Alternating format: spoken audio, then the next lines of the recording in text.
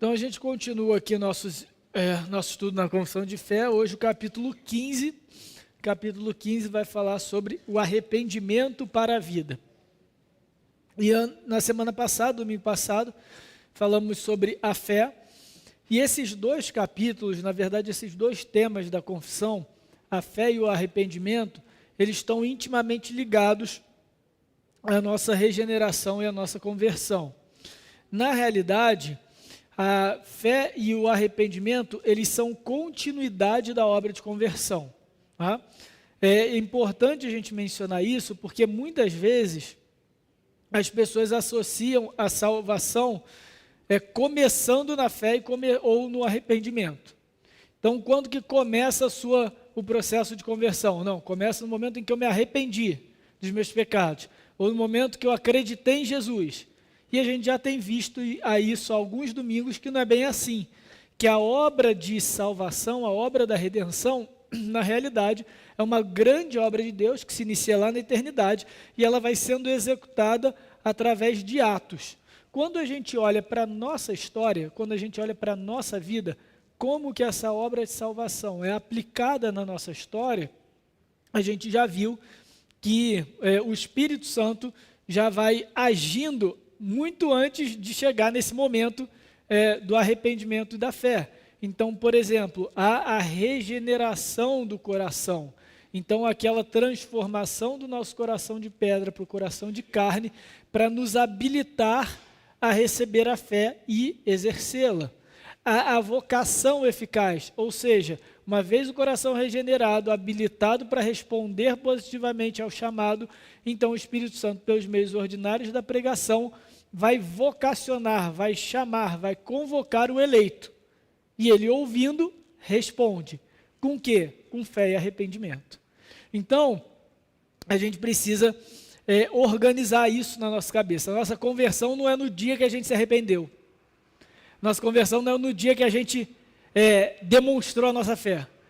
Normalmente é assim que a gente fala, né? Quando é que você se converteu? Não, foi no dia 12 de agosto, sei lá, porque eu olhei e reconheci que Cristo morreu pelos meus pecados. Bacana, bênção de Deus, esse foi o dia do seu arrependimento. Você pode continuar dizendo que foi o dia da sua conversão, porque no comum, no popular, é assim que a gente trata mesmo. Mas, de forma objetiva e bíblica, a gente vê que, na realidade, essa é uma obra que já começou muito antes no nosso coração. E muitas vezes ela é progressiva, ou seja, a vocação eficaz do Espírito não é num único ato. Ele vai chamando, ele vai transformando, a gente vai sendo convencido do nosso pecado, e aí chega o momento em que a gente, então, professa a nossa fé, que a gente manifesta a nossa fé verdadeira em Cristo, que a gente verbaliza e o nosso arrependimento para a vida. Isso acontece muito com aqueles de nós que crescem na igreja. Cresceram na igreja e então... quando é que você começou? Nem sei dizer, pastor, porque eu sempre estive na igreja, aí um dia eu entendi que estava na hora de fazer a profissão de fé. Pronto. Quando que aconteceu aquela conversão? Quando que chegou o arrependimento para a vida naquela pessoa? É difícil mensurar. Então, arrependimento e fé andam juntos, são dois aspectos da obra de conversão e a continuidade da obra de conversão na nossa vida. Antes de a gente entrar propriamente dito no arrependimento, só queria lembrar algumas coisas rápidas sobre a última aula a respeito da fé. Como eu disse, isso porque são dois aspectos conjuntos da conversão. Algumas pessoas, alguns teólogos, chegam a discutir o que vem primeiro. É a fé que vem primeiro ou é o arrependimento? Ou seja, primeiro eu reconheço os meus pecados, eu reconheço que eu sou pecador, e aí então eu olho para Cristo e vejo a necessidade da sua obra na minha vida, ou eu olho para a obra de Cristo, tenho fé na obra de Cristo, e aí então reconheço meus pecados. Há essa discussão na teologia. E eu, sinceramente, eu sigo com aqueles que dizem que isso não faz diferença nenhuma. Isso não faz diferença nenhuma. Para algumas pessoas... vão passar pelo processo de arrependimento primeiro. Não, eu olhei para a minha vida, eu vi que eu era um traste, vi que eu não valia nada, vi que eu realmente merecia ir para o inferno. E eu precisava de alguém para me salvar. E aí eu encontrei Cristo. E aí eu encontrei a mensagem do Evangelho. Bênção. O arrependimento se manifestou primeiro nessa pessoa. Ou pode ser o contrário também. Outras pessoas vão dizer o oposto. Não, eu estava um dia andando na rua, e aí de repente alguém veio e pregou o Evangelho para mim, e eu entendi que Cristo é o meu Salvador, eu queria Cristo como meu Salvador, e aí eu fui pesquisar, e fui procurar, e fui ouvir a palavra, e ler a Bíblia, eu entendi que eu era pecador, e por isso que eu precisava de Cristo. Bacana. A fé veio primeiro nesse caso. A fé, quando eu digo a manifestação dela, tá, gente? Então, a gente discutiu o que veio primeiro. O arrependimento vem primeiro para levar a fé, ou a fé depois leva ao arrependimento. Isso daí não faz muita diferença. O importante é que a fé e o arrependimento, elas, na nossa história, elas estão juntas como continuidade da conversão. E é a manifestação visível, material, daquela conversão que já aconteceu pela obra do Espírito Santo. Beleza, pessoal? Tranquilo? Então tá. Então a gente viu anteriormente a respeito da fé, que a fé é o instrumento de apropriação da nossa justificação. Ou seja, nós não somos justificados por causa da fé, ou seja, pela capacidade de crer, mas é porque cremos que temos acesso à justificação, a essa declaração de que somos justos. Beleza? A fé não nos torna justos.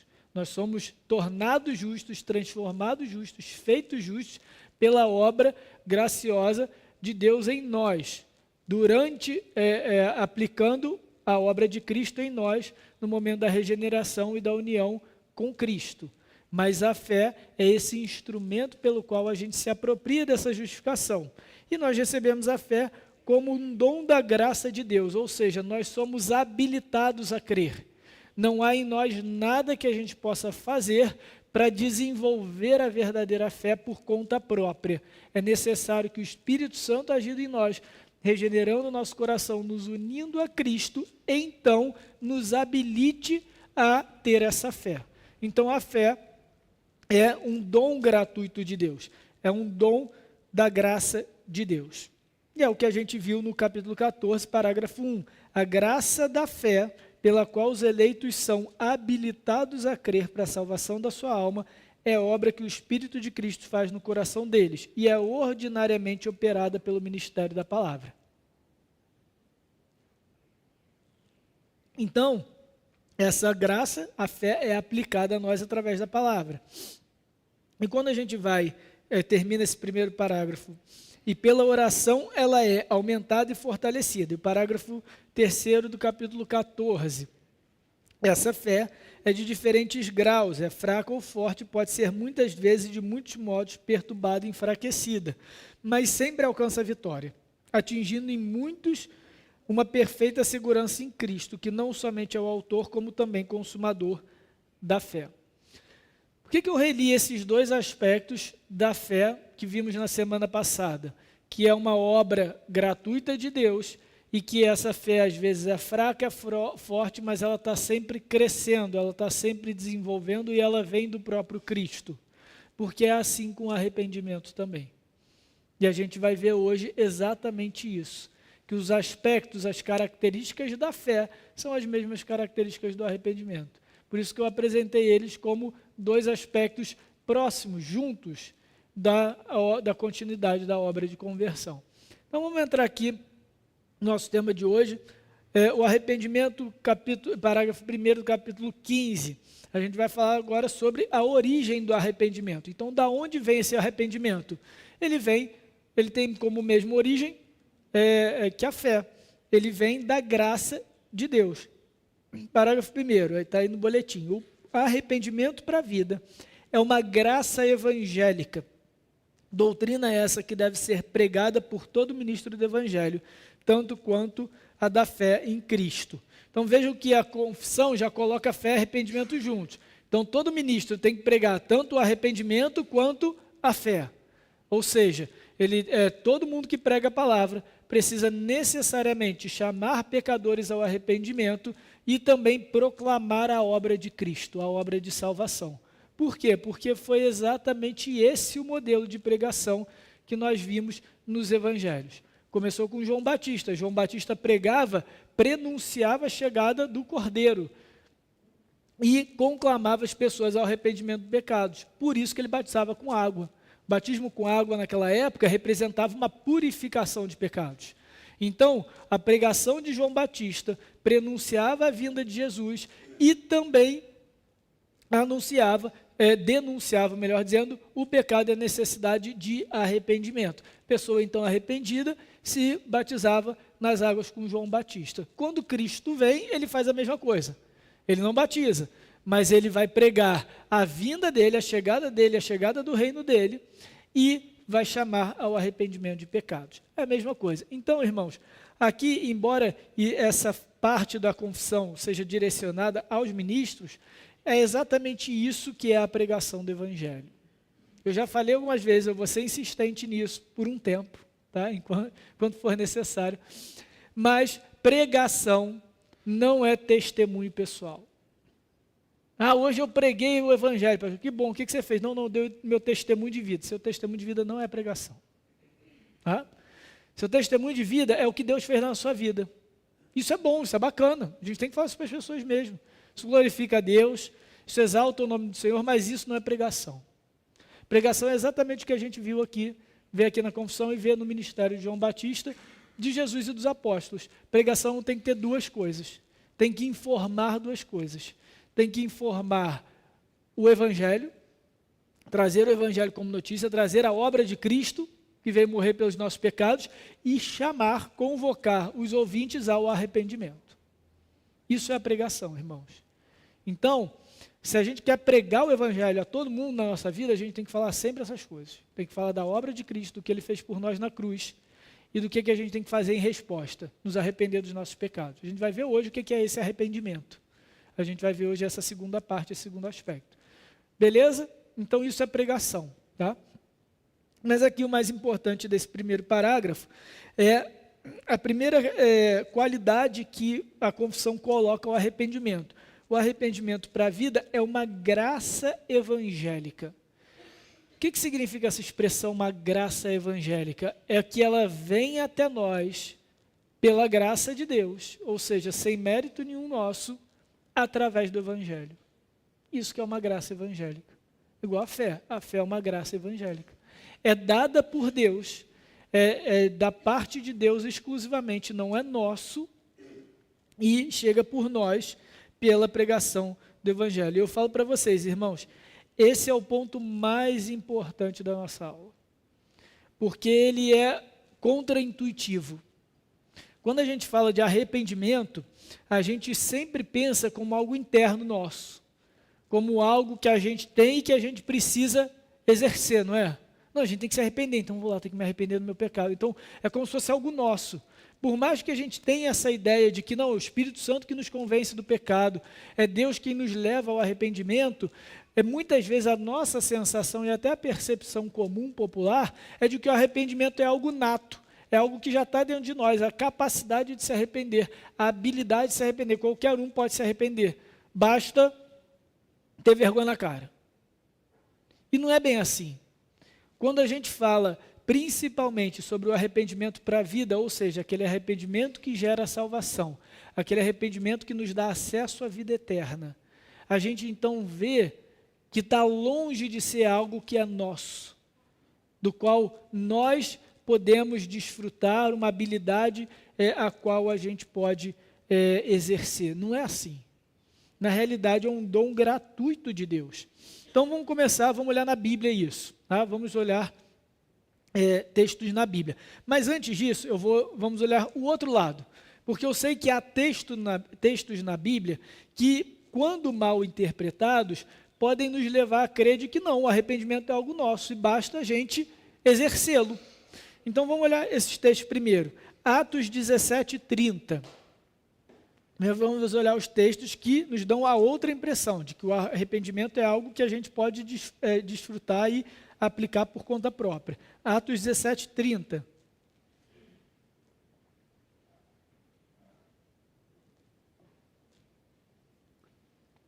Ora, não levou Deus em conta os tempos da ignorância. Agora, porém, notifica aos homens que todos em toda parte se arrependam. Atos 17, 30. Então, qual a impressão que esse versículo nos dá? Que Deus está chamando todo mundo ao arrependimento, não é? E por isso todo mundo pode se arrepender, certo? A primeira parte é verdadeira, a segunda não. Então, sim, Deus está chamando todo mundo ao arrependimento. Como falei na liturgia hoje, a gente vê na Bíblia inteira, o tempo todo, Deus convocando os homens ao arrependimento. O tempo todo, Deus está chamando as pessoas ao arrependimento. E aqui, mais uma vez, fica muito claro com esse verbo notifica, ou seja, ele informa, ele dá a informação que o homem precisa se arrepender. Só que, irmãos, isso aqui não necessariamente pressupõe que o homem, por conta própria, é capaz de se arrepender. Tá? Isso é muito importante. Então, o fato de Deus chamar todo mundo ao arrependimento, o fato de Deus notificar e informar a humanidade que é necessário que ela se arrependa dos seus pecados, não implica, não traz junto com a mensagem que nós, por conta disso, somos capazes de nos arrependermos livremente, por conta própria. Então, irmãos, o fato de Deus ordenar algo não garante que nós temos a capacidade para cumprir essa ordem. Isso é muito importante. Porque muitas vezes a gente percebe pessoas construindo a teologia exatamente dessa forma. Ora, se Deus mandou, se Deus ordenou, se Deus demanda do homem determinada situação, determinada ação, então é porque o homem é capaz de realizá-la. Não necessariamente. Essa conclusão não é bíblica. Essa conclusão não é lógica. Você pode dar uma ordem sem necessariamente aquela pessoa ter a capacidade para aquilo. E é como a gente viu no texto de Tiago, mas daqui a pouco eu vou mencioná-lo de novo, mas Deus realiza em nós tanto o querer quanto o realizar, o efetuar. Ou seja, a vontade e a capacidade vêm do próprio Deus. Certo? Então, quando Deus ordena, quando Deus chama ao arrependimento todos os pecadores, Ele simplesmente está manifestando a sua vontade, manifestando o seu caráter, de que o pecado é algo ofensivo à sua santidade, e que o arrependimento, o abandono daquela vida de pecado, é aquilo que Ele espera e é aquilo que Ele gostaria de todos os homens. Agora, a gente precisa ver se há essa capacidade. Um outro texto também que é utilizado, Lucas 15, 16 e 17.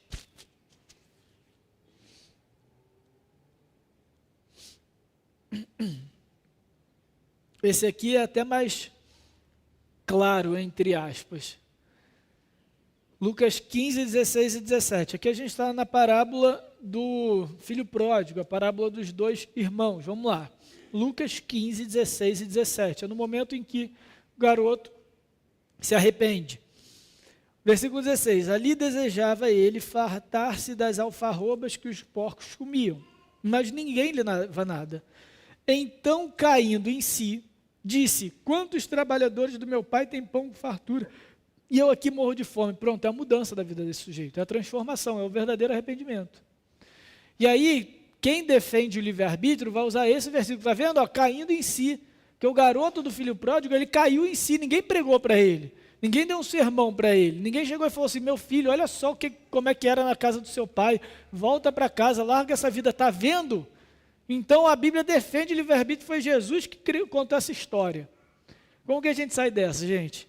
Primeiro, a gente não pode ter uma leitura ingênua do texto. A gente tem que ler o texto dentro do contexto dele. E o contexto dele é um contexto de parábola. E o que é uma parábola, gente? O que é uma parábola? Podem arriscar, uma história, exatamente, é uma história. Mas é uma história com um objetivo moral. Toda parábola tem um grande ensinamento. E esse grande ensinamento é que norteia toda a interpretação da parábola. Como parábola, como história moral, ela então é fictícia e os elementos fictícios dela têm que ser reconhecidos dessa forma. Ou seja, nem tudo na parábola tem um objetivo de ensino, mas tem um objetivo de construir a narrativa para o ensino dela. Então, quando a gente olha aqui, o objetivo da parábola não é ensinar sobre o arrependimento. E isso daí é que a gente chama parábola do filho pródigo. Agora eu já estou começando a mudar isso. Vocês viram, os mais atentos viram o que eu falei, parábola do filho pródigo, a parábola dos dois irmãos. Porque a parábola não é sobre o filho pródigo, a parábola é sobre os dois irmãos. Ou a parábola sobre o pai. Um homem tinha 2 filhos, assim que começa. Não era um rapaz tinha um irmão. Percebe? Então, essa parábola é sobre a graça de Deus. Não é sobre arrependimento. Porque, vejam, aquele garoto se arrepende, não se arrepende? O arrependimento dele era capaz de lhe comprar, de lhe restaurar todos os benefícios de filho? Sim ou não? Quem restaura isso para ele? É o pai. O que ele fez para merecer isso? Nada. Tanto que ele volta para ser um dos servos do pai. Esse é o centro da parábola. A gente não pode olhar em cada detalhe da parábola e achar que isso é ensino, porque a parábola nos dá outro detalhe. Por exemplo, o filho mais velho, que o filho mais velho é uma comparação com os fariseus, que não estavam aceitando Jesus pregar para os pecadores e para publicanos, certo? Esse é o contexto da parábola. Jesus está contando essa parábola para fariseus, para judeus. Então o filho mais velho não quer participar daquilo que está acontecendo e rejeita o irmão. No contexto da parábola, o filho mais velho representa aqueles que vão ficar fora do reino. Tanto é que o filho mais novo está banqueteando na mesa e o filho mais velho está do lado de fora. Mas se a gente olhar os detalhes, o filho mais velho perdeu a herança? Sim ou não? Então, se a gente fosse colocar todos os detalhes dessa parábola ao pé da letra, a gente poderia afirmar que até aqueles que rejeitam a obra de graça, da graça de Deus, também vão ser salvos. Não é? Que todo judeu, independente de ter acreditado em Cristo ou não, também seria salvo, porque são os filhos mais velhos. Percebem o perigo da gente pegar cada detalhe e olhar fora do seu contexto? Então, esse caindo em si da parábola dos 2 irmãos, da parábola do filho pródigo, de longe, não é um argumento em favor do livre-arbítrio. Eu gastei um pouquinho mais de tempo porque o texto está muito claro que veio do próprio garoto. Mas isso aqui não tem nada a ver porque não é o objetivo da parábola nem de Cristo. Sim, dona Jovelina.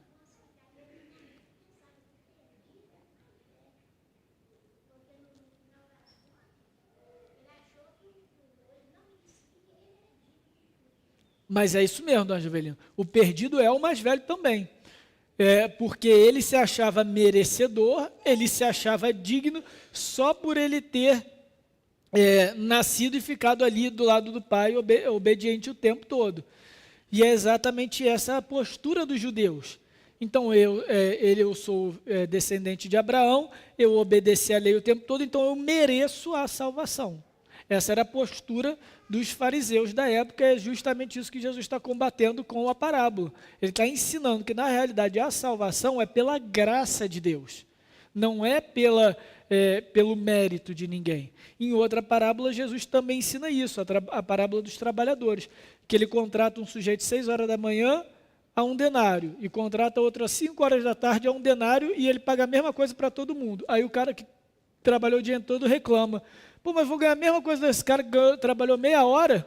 E aí a conclusão de Jesus e do Senhor na parábola é: vem cá, eu faço o que eu quiser com o meu dinheiro. Eu não estou te pagando exatamente o que eu te prometi? Eu estou sendo justo, eu te prometi 1 denário, está aqui 1 denário. Então, Deus vai distribuir a salvação da forma que Ele quer, para quem Ele quer. Esse é o objetivo dessa parábola. Isso é graça de Deus também. Sim.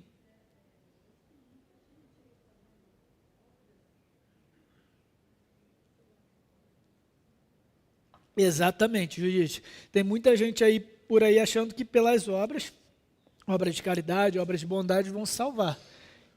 E é pela graça, né?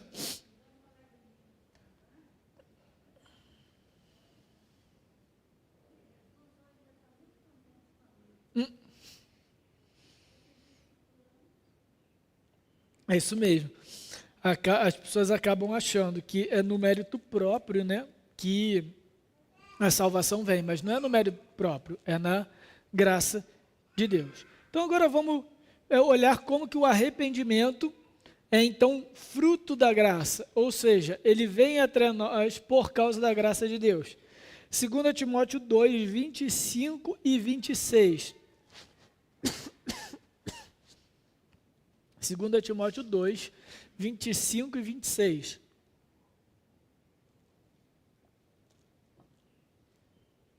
Então aqui Paulo está instruindo Timóteo como pregar o evangelho e até instruir as pessoas ao arrependimento para a conversão.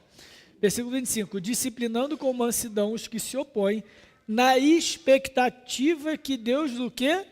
Lhes conceda não só o arrependimento para conhecerem plenamente a verdade, mas também o retorno à sensatez, livrando-se eles dos laços do diabo, tendo sido feitos cativos por ele para cumprirem a sua vontade.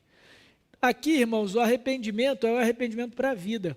Não é simplesmente o arrependimento para alguém que está cometendo pecado.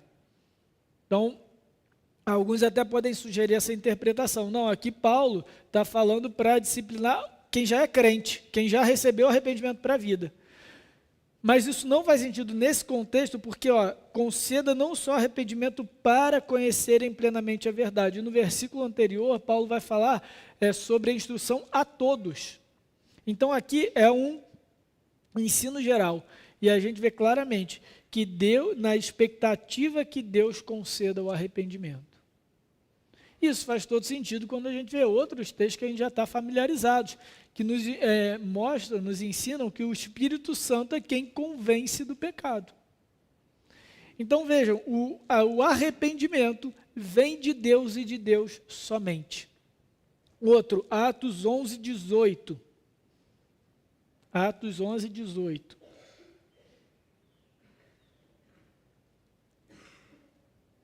E ouvindo eles essas coisas, apaziguaram-se e glorificaram a Deus, dizendo, logo, também aos gentios foi por Deus concedido o quê?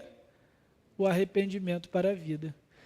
Foi concedido por Deus, foi por Deus concedido. Ou seja, o nosso arrependimento é fruto da graça de Deus. A origem do nosso arrependimento é a graça de Deus. Dúvidas, irmãos? Tranquilo aqui? Podemos seguir? Então, beleza.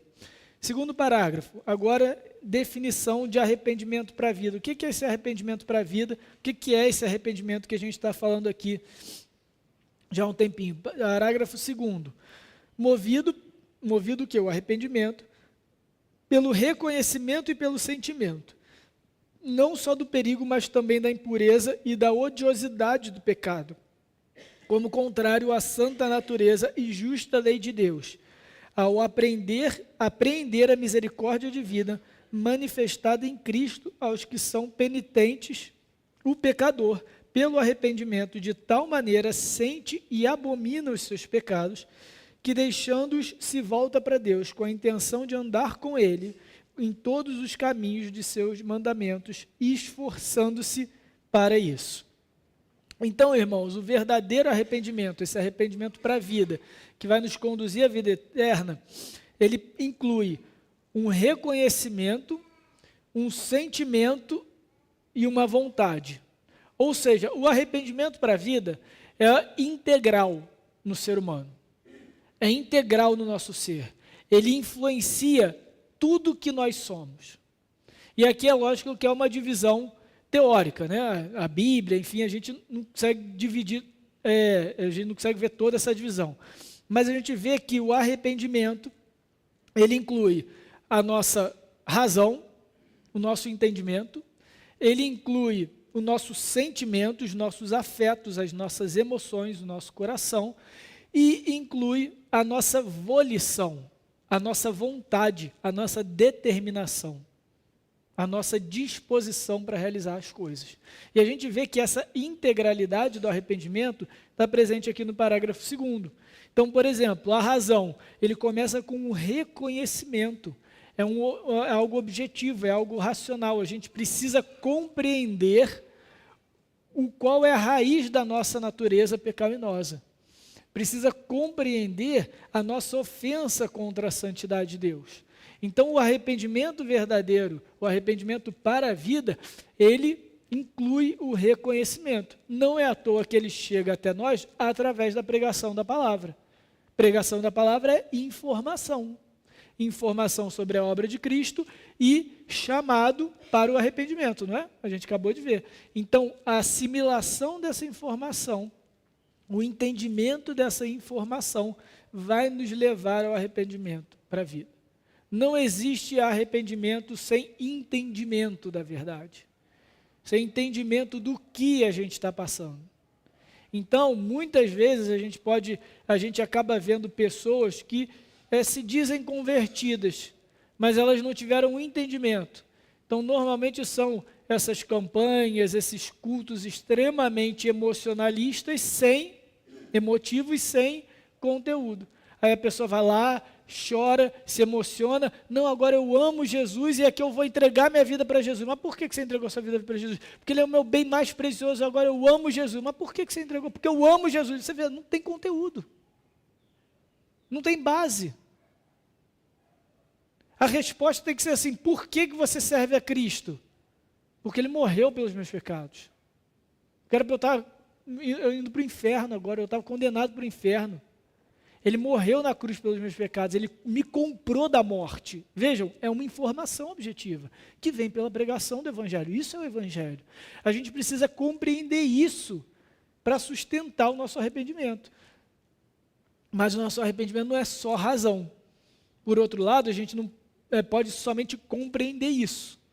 A gente precisa também ter o nosso sentimento, os nossos afetos, as nossas emoções transformadas pelo Espírito Santo. E aí que é o que ele coloca, pelo reconhecimento e pelo sentimento. Não só do perigo, mas também da impureza e da odiosidade do pecado, como contrário à santa natureza e justa lei de Deus, e ao aprender a misericórdia divina. Então, o que a confissão está nos ensinando aqui? Que agora o nosso afeto, o nosso sentimento em relação ao próprio pecado deve ser nada mais, nada menos do que ódio contra ele. Odiosidade contra o pecado. Sim.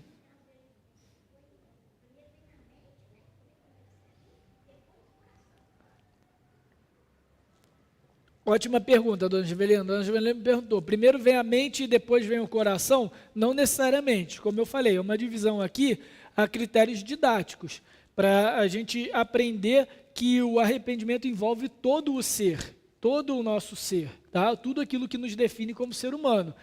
Mas assim, primeiro a razão e depois o sentimento? Não, mas nunca é um só. Tá? A gente não sabe o que acontece, normalmente é tudo. Tá? Normalmente o verdadeiro arrependimento ele vai nos envolver como um todo, ele precisa nos envolver como um todo. Então eu não estou colocando aqui na ordem que acontece, tá bom? Eu só separei para organizar o ensino, para mostrar que ele envolve todo o nosso ser, e o nosso ser inclui a razão, os nossos sentimentos e a nossa disposição, a nossa vontade, o nosso desejo de fazer as coisas, aquilo que nos move como ser humano. Tá? O arrependimento precisa envolver todas essas coisas, ele precisa nos transformar nesses 3 níveis, tá? Mas não necessariamente é um primeiro e depois o outro, às vezes é tudo ao mesmo tempo, tá bom? Então, a gente tem o segundo são os afetos, é o nosso sentimento em relação ao pecado. Então, o arrependimento, ele ele inclui a razão. Então, a nossa percepção, nosso entendimento do pecado, da nossa ofensa contra Deus de maneira objetiva, racional, mas também a nosso sentimento, aquilo que causa em nós. E um texto que para mim deixa isso muito claro é Ezequiel 36, versículo 26. Ezequiel 36, 26.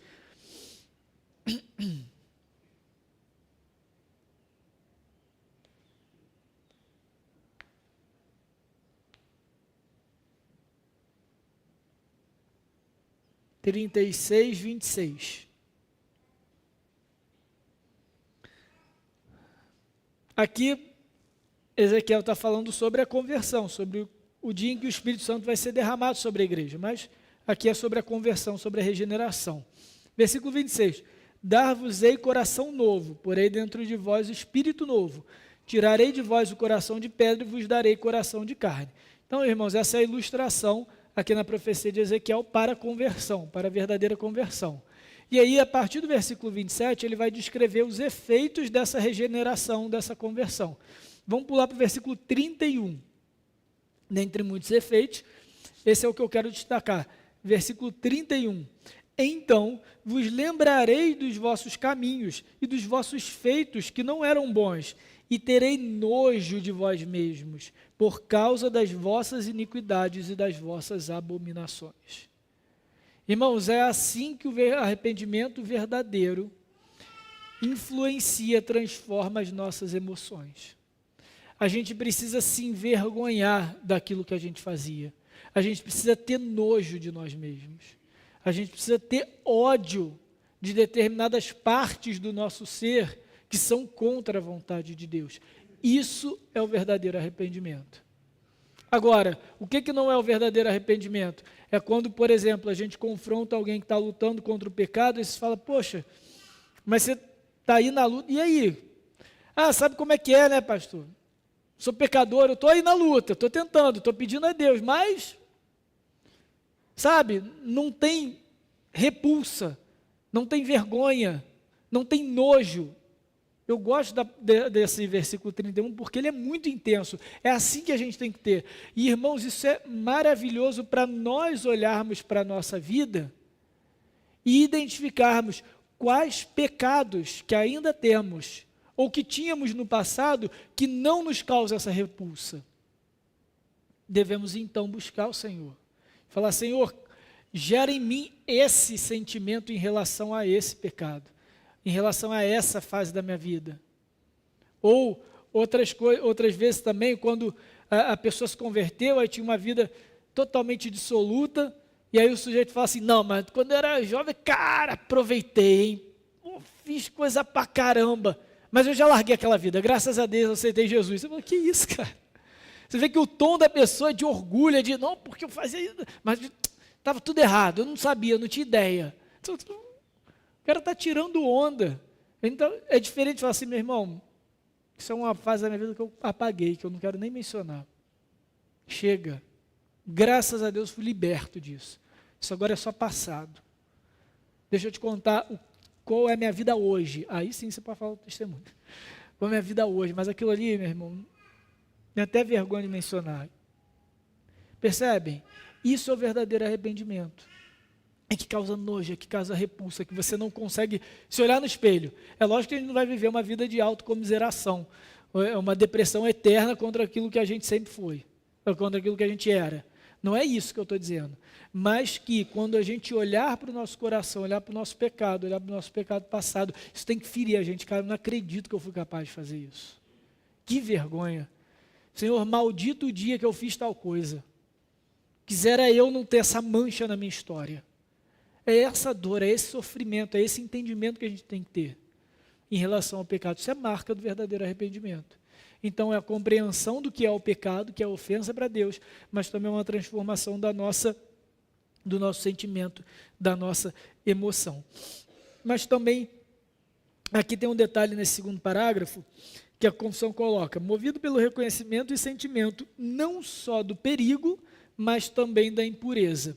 Então, esse detalhe aqui, não só do perigo, não somente do perigo, a confissão está dizendo, olha só, o arrependimento não é simplesmente por medo. Não é por medo das consequências. O perigo aqui é o perigo de condenação eterna, mas por um sentimento, então é genuíno, é um sentimento contra o pecado, não simplesmente um sentimento de autopreservação, percebem? E por último, o terceiro aspecto aqui é o aspecto da volição. E aqui a volição é o nosso desejo profundo. A volição é a nossa disposição. Isso daí também precisa ser transformado. Ou seja, agora a gente tem a vontade, a gente tem o desejo de mudar de vida.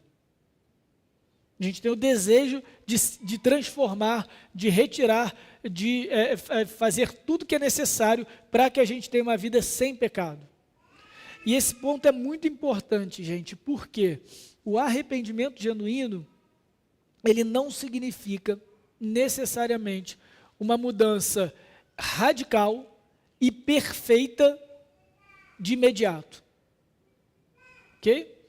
Então, existem situações em que a pessoa, ao ser convertida, ela ainda vai demorar um tempo para se livrar do pecado. Nós mesmos ainda lutamos contra o nosso pecado, contra muitos pecados dos quais a gente já gostaria de ter se libertado. Mas isso não diminui o nosso arrependimento para a vida. Desde que a nossa vontade, a nossa disposição, o nosso desejo mais profundo, a nossa motivação para a vida seja vencer aquele pecado. Então é o contrário da pessoa que aceita. Não, já pedi para Deus, várias vezes ele não me tirou. Está vendo? É igual Paulo lá com o espinho da carne. Minha graça te basta. Então é isso aí, vou ter que conviver com esse pecado o resto da vida. Não, irmãos. Não é assim. O nosso desejo, a nossa vontade, a nossa disposição tem que ser o tempo todo voltada para vencer aquele pecado. Agora, isso significa que eu nunca mais vai pecar? Não, infelizmente não. Por causa da nossa realidade pecaminosa que a gente ainda está combatendo e está lutando. Mas isso não desqualifica o arrependimento genuíno. Quer ver um texto interessante para isso? Lucas 17, versículo 3 e 4.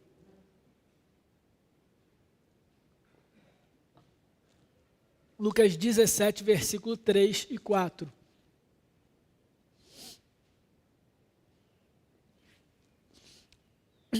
Acautelai-vos, se teu irmão pecar contra ti, repreende-o. Se ele se arrepender, perdoa-lhe. Se por 7 vezes no dia pecar contra ti, 7 vezes vier ter contigo dizendo, estou arrependido, perdoa-lhe. Então vejam, eu gosto dessa versão de Lucas, porque ele coloca esse detalhe. Se por 7 vezes no dia, ou seja, o sujeito pecou, se arrependeu, foi pedir perdão. Aí logo depois ele pecou de novo, você fala, não, então você não se arrependeu, porque se você tivesse se arrependido, você não tinha feito de novo. Não é assim que a gente pensa? Mas muitas vezes, determinadas lutas, a gente não vence de primeiro. E aqui um ponto importante dessa volição, dessa vontade, desse desejo, que nos ensina, é que o nosso arrependimento para a vida não é marcado pelo nosso desempenho. Ele é marcado pela transformação em todo o nosso ser. Então eu entendo que é pecado, eu entendo que o que eu cometi é nojento, é indigno, é repulsivo. E eu quero mudar isso. Só que eu não consegui de novo. Isso é a marca do arrependimento verdadeiro. É assim que a gente tem que lutar contra os nossos pecados e é assim que a gente tem que reconhecer também o esforço do pecado do nosso próximo. Então, o arrependimento ele é integral. Ele envolve a nossa razão, ele envolve os nossos sentimentos e ele envolve a nossa volição, a nossa vontade, o nosso ímpeto de vida, os nossos desejos. Dúvidas até aqui, gente? Sim. Uhum.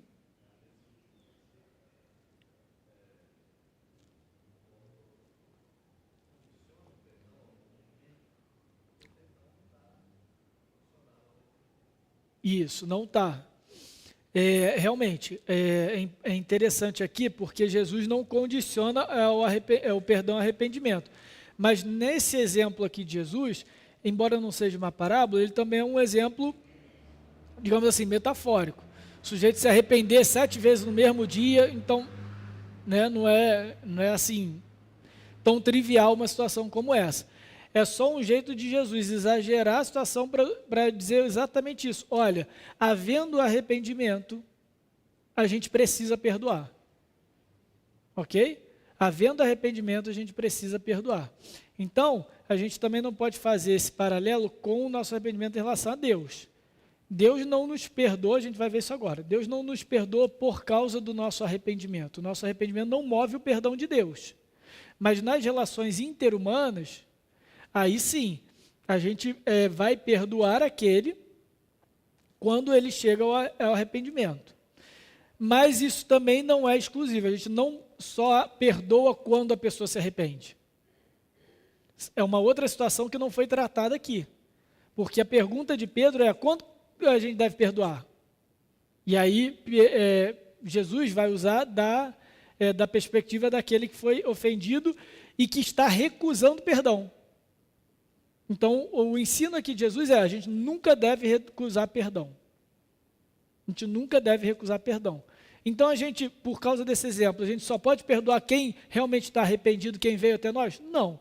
A gente tem que entregar perdão a todos os nossos ofensores, mesmo não pedindo perdão. Um bom exemplo é o de Estevão. Estevão sendo morto, ele ora em favor daqueles que estão executando ele. Pai, perdoa-lhes. O próprio Jesus fez a mesma coisa. Então, eles não chegaram ao arrependimento ali, eles continuaram a execução e mataram Estevão. Mas isso nos mostra que o nosso perdão não deve depender do arrependimento alheio. Entretanto, se aquela pessoa veio até nós inúmeras vezes pedindo perdão, mostrando arrependimento pelo mesmo pecado que seja, pode ser assim, uma coisa absurda, que aí, né, de novo, o argumento pelo exagero aqui de Jesus. 7 vezes no mesmo dia, a gente tem que perdoar. É nessa ideia. Tranquilo? Exatamente. Se esse fosse o critério de Deus, né, a gente não receberia perdão. E é por isso mesmo que o nosso arrependimento não condiciona o perdão de Deus. Porque o nosso arrependimento, primeiro, vem dele, depende dele. E segundo, a gente ainda precisa se arrepender de muitas coisas. Então, o perdão dos nossos pecados está exclusivamente lastreado, ancorado na obra de Cristo. Tá bom? Olha lá, Jonathan.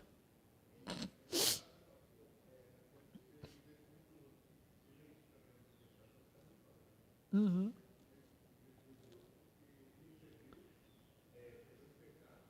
Exatamente. Exatamente.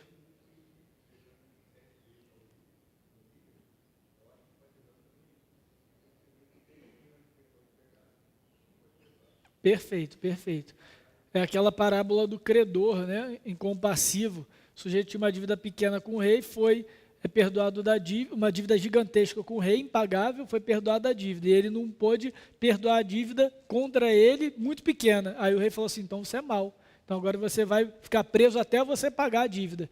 Só que ali pela parábola ele ia ficar eternamente na cadeia, né? Ia ser prisão perpétua. É exatamente isso, Jonathan. Quando a gente então reconhece o perdão de pecados que a gente recebeu em Cristo, a gente pode e deve, então, responder isso com perdão entregue aos outros. Caso contrário, a gente não entendeu ainda a graça que chegou até nós. Né? A gente se coloca num patamar superior, ou melhor, não é nem que a gente se coloque num patamar superior, mas é como se a gente colocasse a ofensa que o outro fez contra nós maior do que a nossa ofensa contra Cristo. É essa a ideia. E o arrependimento genuíno, verdadeiro, como a gente viu aqui, ele inclui o nosso sentimento de que a nossa ofensa é impagável. A gente ofendeu Deus Todo-Poderoso, Deus Santo, Deus verdadeiro. E essa ofensa foi coberta pelo sangue de Cristo. Então não há outra ofensa que a gente não possa cobrir. Não com o nosso sangue, mas com o nosso perdão. Né? Não há. Parágrafo 3º.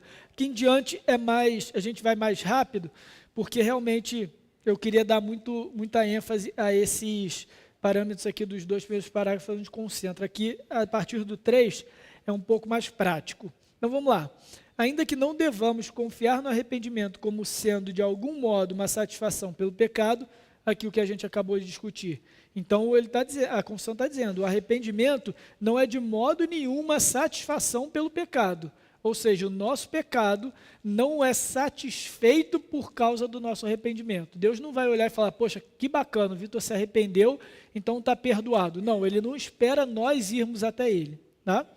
Ou em qualquer sentido a causa do perdão dele, que é ato livre da graça de Deus em Cristo. Ou seja, o perdão é ato da graça e o arrependimento é ato da graça.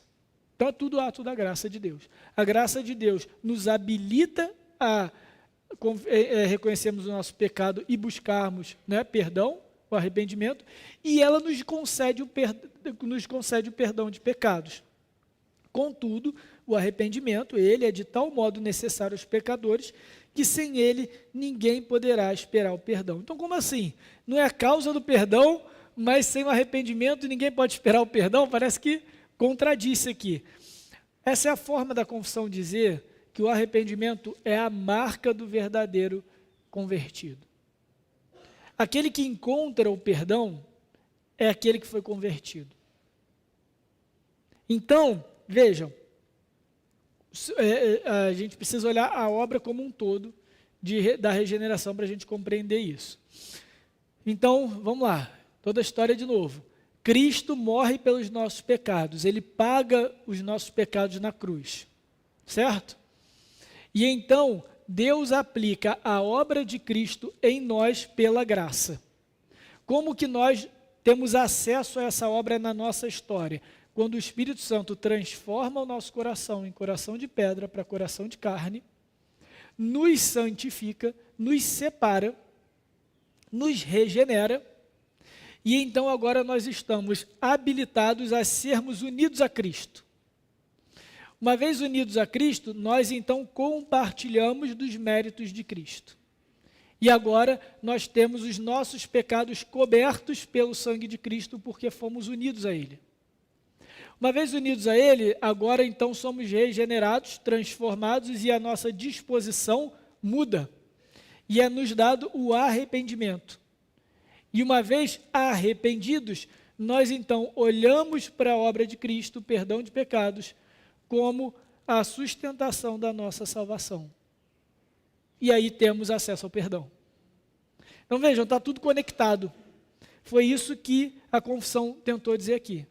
Então, no final das contas, o nosso arrependimento não move e não traz o perdão de pecados, mas pela graça do perdão de pecados vem a nós o arrependimento, e esse arrependimento, de fato, nos faz desfrutar desse perdão de pecados. Deus só vai perdoar a quem está arrependido, e Ele só vai levar o arrependimento àquele que será perdoado. Beleza?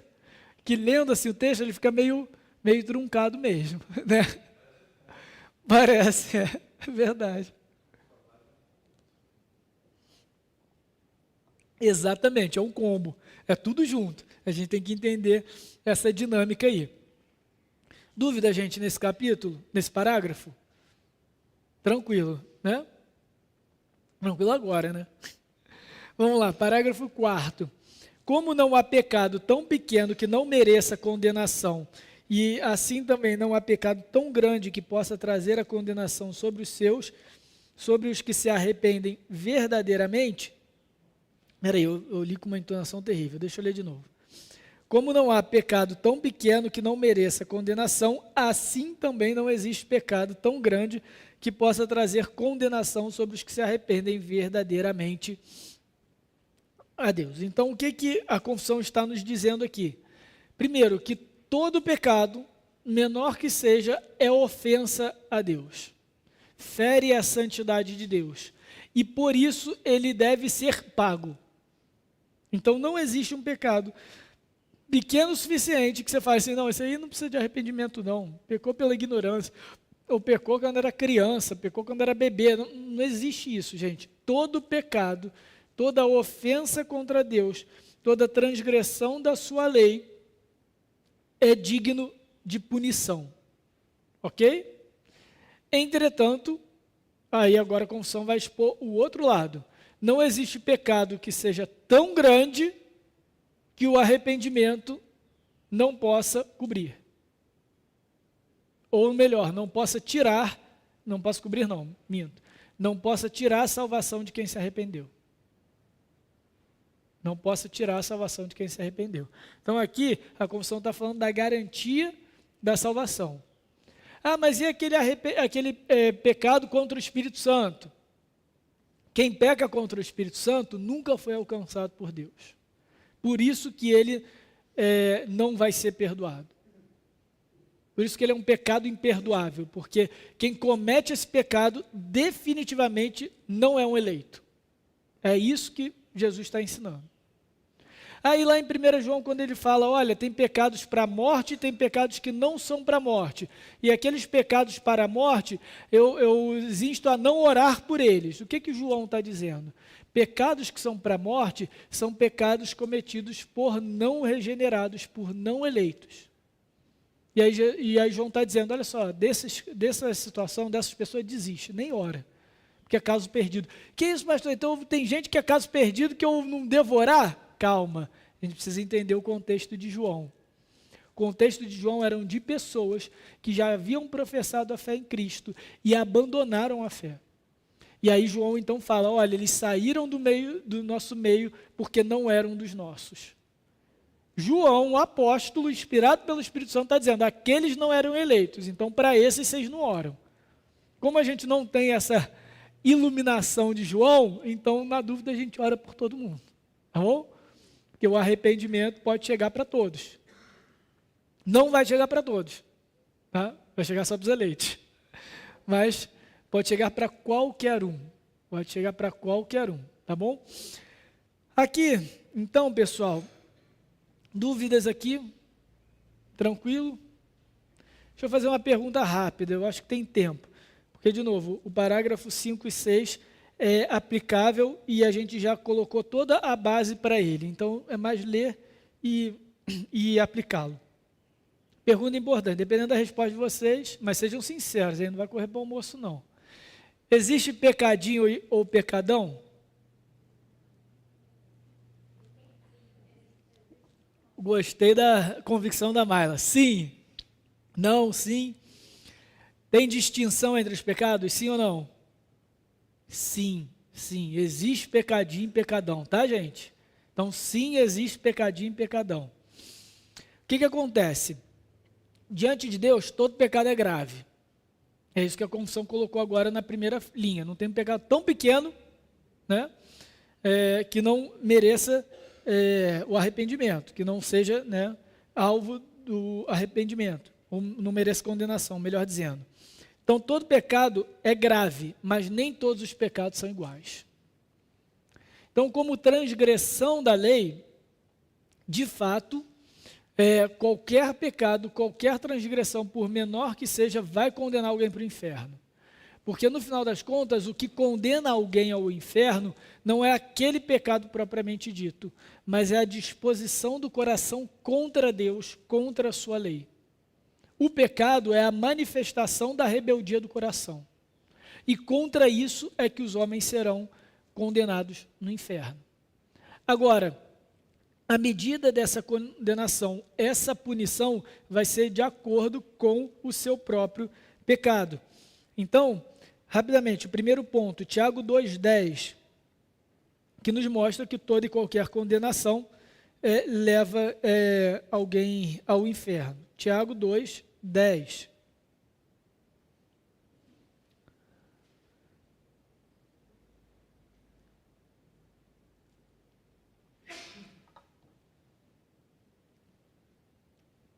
Tiago 2,10. Pois qualquer que guarda toda a lei, mas tropeça em um só ponto, se torna culpado de todos. De todos o quê? De todos os pontos da lei. Então, o que Tiago está dizendo? Olha, se você errar, pecar, transgredir a lei de Deus em uma coisinha, você já é culpado da lei. A lei já vai te condenar. Não é que se você mentir, você também vai ser culpado como adúltero, não é isso. Mas é que a lei já está contra você para te condenar. Seja qual for o seu pecado. Por que a lei de Deus? Aqui a lei é referência à lei do Antigo Testamento, a lei de Moisés. Mas a lei de Moisés é a transcrição, é a tradução da moral de Deus, do ser de Deus, da santidade de Deus. Então, tudo que o homem faz contra a santidade de Deus, por menor que seja, já coloca ele apto à condenação, digno de morte.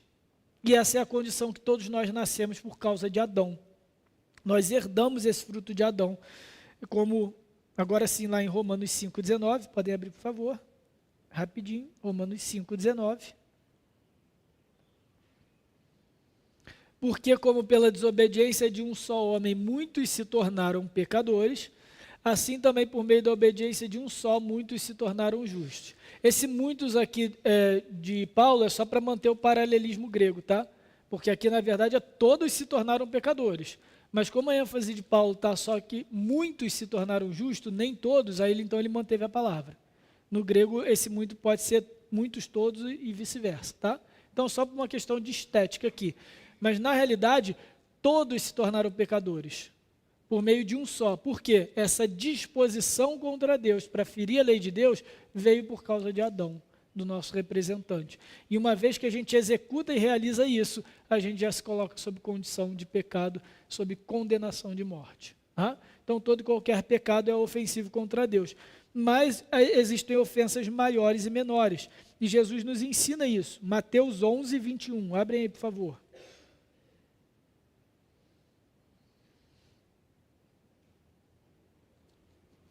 Mateus 11, 21.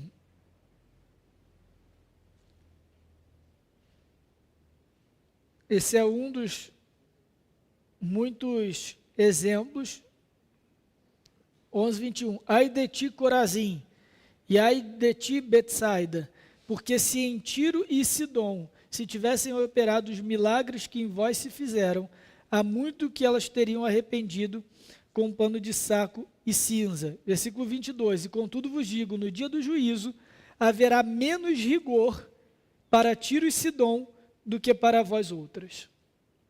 Então, esse dia do juízo é quando Deus vai estabelecer a pena de cada um. Então, para aqueles que negaram a obra de Cristo como Messias na sua primeira encarnação, eles serão muito mais penalizados por isso. Outro exemplo clássico de Judas, né? Ai daquele por meio de quem o Filho do Homem é entregue. Outro exemplo em Apocalipse, quando abre então o livro da vida e abrem muitos outros livros, como diz João, livros com as obras de todos os homens, com os feitos de todos os homens. E aqueles que não tinham nome no livro da vida, foram lidos os livros para a sua condenação. Então, a gente percebe que há uma proporção no castigo. A condenação existe, a medida da pena vai ser de acordo com o seu pecado. Certo, gente? Então, vou repetir a pergunta, existe pecadinho e pecadão? Sim, existe pecadinho e pecadão. É porque a gente aprende desde criança o contrário, né? Não existe pecadinho e pecadão. Existe sim pecadinho e pecadão, tá bom? Todo e qualquer pecado é suficiente para condenar o homem, mas a depender dos seus pecados, a pessoa vai sofrer mais ou menos, vai ser mais ou menos punida. Ok? Fala, Maila.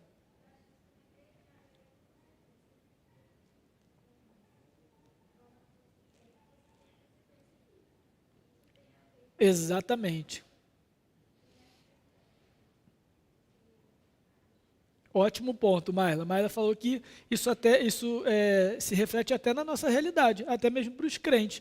A depender do pecado que a gente comete, mesmo sendo crente, sendo salvo, a gente vai sofrer mais ou menos as consequências de Deus para a nossa correção, para a nossa disciplina, para a nossa santificação, mas a gente vai sofrer mais ou menos.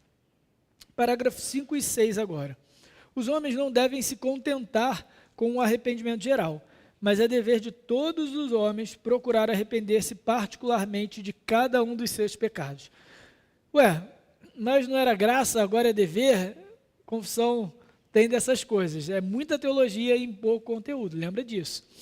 Então aqui, o que ela está dizendo? Ela está dizendo que, sim, existe esse arrependimento para a vida, que é aquele reconhecimento dos nossos pecados que nos leva à fé em Cristo Jesus, ou a fé em Cristo nos leva ao arrependimento, tanto faz, mas é aquilo que vai nos colocar diante de Deus, tá? Envolvendo a nossa mente, as nossas vontades e as nossas afeições, os nossos sentimentos, mas não acaba por aí. A confissão está dizendo que o arrependimento é contínuo na nossa vida, a gente deve buscar sempre o arrependimento, igual a fé. Lembra no início que eu falei que a fé e o arrependimento estão muito próximos? Porque a fé e o arrependimento são dom gratuito de Deus. E a fé e o arrependimento também são algo contínuo. A gente deve buscar sempre se arrepender dos nossos pecados. Olhar sempre para o nosso ser, para o nosso interior e lutar contra o pecado. Às vezes a gente vai ter que lutar contra a nossa mente, que acha que determinada situação na nossa vida não é pecaminosa, mas é pecaminosa. Às vezes a gente vai ter que lutar contra as nossas vontades. Então, você não tem força para lutar contra aquele pecado é maior ou parece ser maior do que você. Às vezes você vai lutar contra as suas emoções. Pastor, eu sei que isso é pecado, mas eu gosto disso. Eu queria não gostar disso. Emoções, sentimentos. Então, a gente vai lutar contra isso o tempo todo. E aqui, então, a confissão está olhando para a nossa santificação, ou seja, aquele processo contínuo de arrependimento. A gente identifica o pecado na nossa vida, o Espírito Santo nos convence do pecado, então a gente busca forças em Deus para lutar contra ele e seguir em frente. Tranquilo? Beleza esse parágrafo? Dúvidas?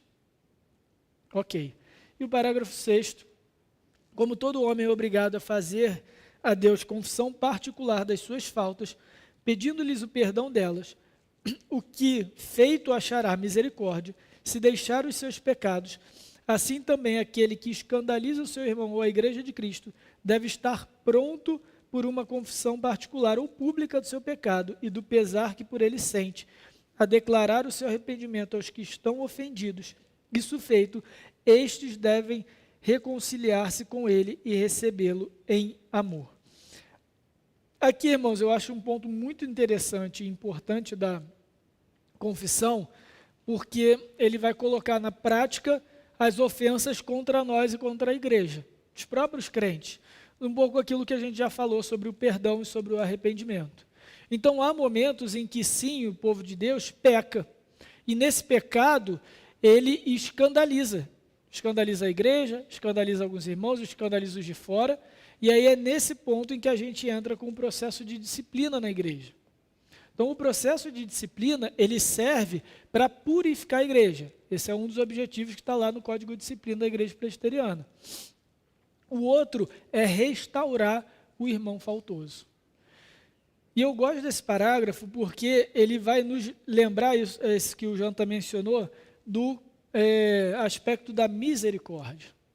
Então, quando a gente fala de arrependimento, a gente sim, primeiro tem que entender o que é esse arrependimento para a vida, ou seja, dentro da obra de conversão.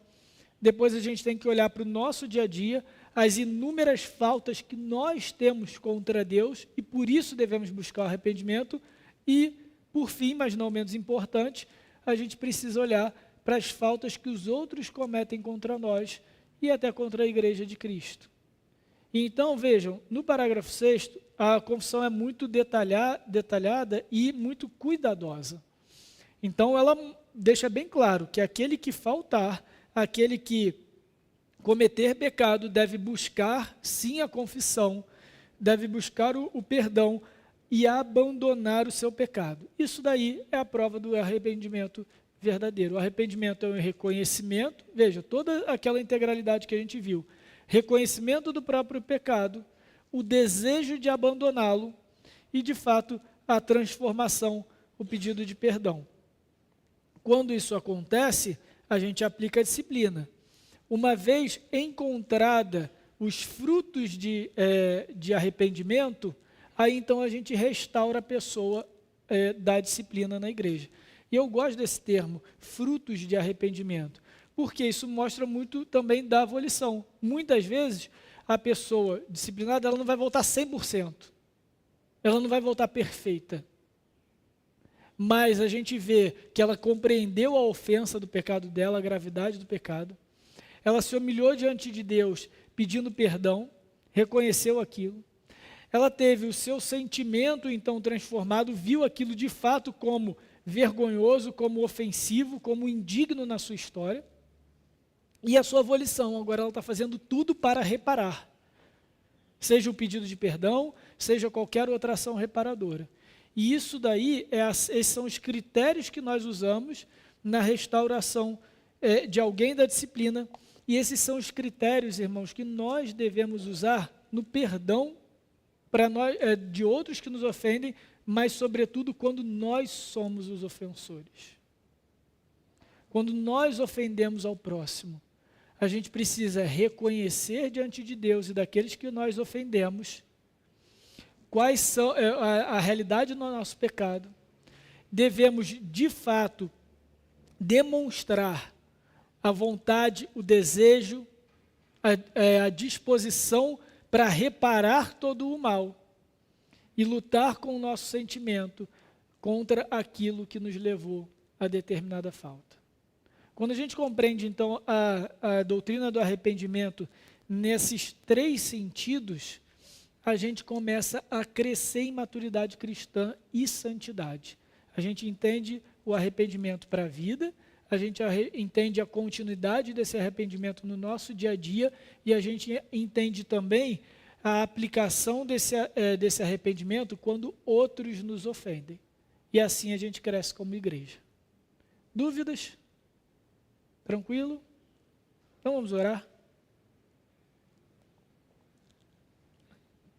Senhor nosso Deus e amado Pai, obrigado pela Tua obra em nós. Obrigado porque um dia o Senhor nos chamou para a vida em Cristo Jesus, nos regenerou através do Espírito Santo, nos concedeu a fé verdadeira na obra de Cristo, na sua pessoa, e nos concedeu pela sua graça o arrependimento para a vida. Senhor, obrigado por isso. Senhor, queremos viver de forma digna do Senhor. Por isso, Senhor, dia após dia, que o arrependimento seja algo constante, seja algo natural, seja algo próprio de cada um de nós, Senhor. Temos multidão de pecados ainda a combater na nossa vida, no nosso coração, na nossa mente. O Senhor sabe cada um deles, Pai. Por isso, encha-nos do Espírito Santo, para que a gente seja convencido deles, para que chegue ao nosso entendimento aquilo que te ofende, aquilo que é contra o Senhor. Transforma também a nossa volição, a nossa vontade, o nosso ímpeto, a nossa disposição para lutar contra os pecados que ainda temos, Senhor, em nome de Jesus. E muda as nossas afeições, os nossos sentimentos contra aquilo que não vem do Senhor. Que compartilhamos do seu coração, que tenhamos nojo, Senhor, que tenhamos ódio contra tudo aquilo em nós que não pertence a Ti e que é indigno do Senhor, Pai. Em nome de Jesus, pedimos, Senhor, que o Senhor também nos faça obedientes ao ensino de Cristo, quando Ele nos diz que devemos perdoar 7 vezes no mesmo dia, se necessário. Senhor, nos ensina a perdoar, nos ajuda a entregar perdão, a deliberar perdão. Nos mostra o quanto nós mesmos somos indignos, éramos indignos do Teu perdão, mas ainda assim, pela graça, o Senhor nos concedeu. E habilita o nosso coração, transforma, porque muitas vezes é orgulho, muitas vezes são feridas que nos impedem de obedecer a Cristo. Nos ajuda, Senhor, a perdoar aqueles que nos ofenderam. E mais uma vez te agradecemos pelo perdão de pecados que temos no Senhor Jesus. Dá-nos um dia de paz, dá-nos um dia de descanso para a Tua honra e para a Tua glória, Senhor. Essa é a oração da sua igreja em nome de Jesus Cristo. Amém.